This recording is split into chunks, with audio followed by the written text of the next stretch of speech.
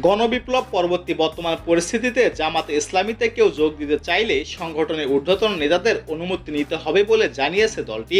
বিভিন্ন সংগঠন থেকে জামাতে যোগদানের সংবাদ প্রসঙ্গে দলের সেক্রেটারি জেনারেল অধ্যাপক মিয়া গোলাম পরোয়ার মঙ্গলবার বিবৃতিতে এ দলের অবস্থানের কথা জানান।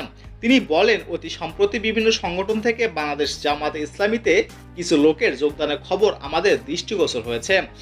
জামাতে ইসলামী একটি ইসলামিক রাজনৈতিক সংগঠন। যে কোনো ব্যক্তি জামাতে ইসলামীর আদর্শে উদ্বুদ্ধ হয়ে এই সংগঠনের লক্ষ্য ও উদ্দেশ্যের সঙ্গে একমত পোষণ করে জামাতে ইসলামীতে যোগদান করতে পারেন। মিয়া গোলাম পরোয়ার বলেন, বর্তমানে ছাত্র জনতার বিপ্লবের পর আমরা এক বিশেষ পরিস্থিতি অতিক্রম করছি।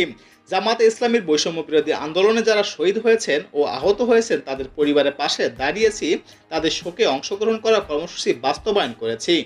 পাশাপাশি বর্ণাঢ্যদের সহযোগিতায় কার্যক্রম চালিয়ে যাচ্ছি।